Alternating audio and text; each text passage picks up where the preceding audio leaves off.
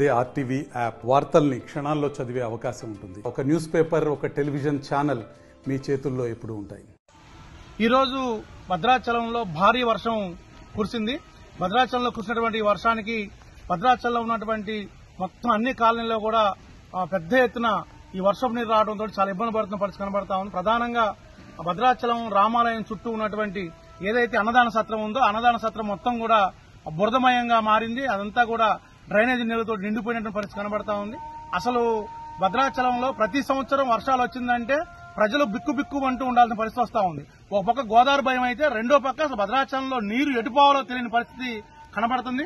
Drainage వ్యవస్థ మొత్తం కూడా అస్తవ్యస్తంగా ఉంది. గత సంవత్సరం మనందరికీ అనుభవమే. పోయినసారి కేటీఆర్ గారు భద్రాచలం వచ్చిన సందర్భంలో చాలా పెద్ద ఎత్తున వర్షం పడినప్పుడు ఆ వర్షపు నీటిలో ఒక పోలీసు మహిళ కూడా కొట్టుకుపోయినటువంటి పరిస్థితి ఉంది.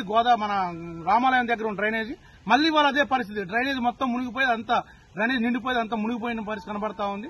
కాబట్టి తక్షణం ఈ డ్రైనేజీ వ్యవస్థని సరిచేయాలి.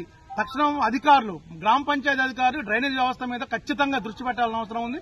లేకపోతే ఈ సమస్య పరిష్కారం కాదు, చాలా ఇబ్బంది అవుతున్న పరిస్థితి కనబడతా ఉంది. ఒక పక్క రాముల వారి భక్తులు ఇబ్బంది పడతా ఉన్నారు, రెండోది పట్టణ ప్రజలు ఇబ్బంది పడతా ఉన్నారు. తక్షణం అధికారులు దీని మీద స్పందించాలి, ఇది మొత్తాన్ని కూడా సరిచేయాలని చెప్పేసి ఈ సందర్భంగా మేము కోరుతున్నాం. మరిన్ని వీడియోస్ కోసం ఛానల్ ని సబ్స్క్రైబ్ చేయండి. లేటెస్ట్ అప్డేట్స్ కోసం వాట్సాప్ ఛానల్ ని ఫాలో చేయండి. అండ్ లింక్ డిస్క్రిప్షన్ లో ఉంది.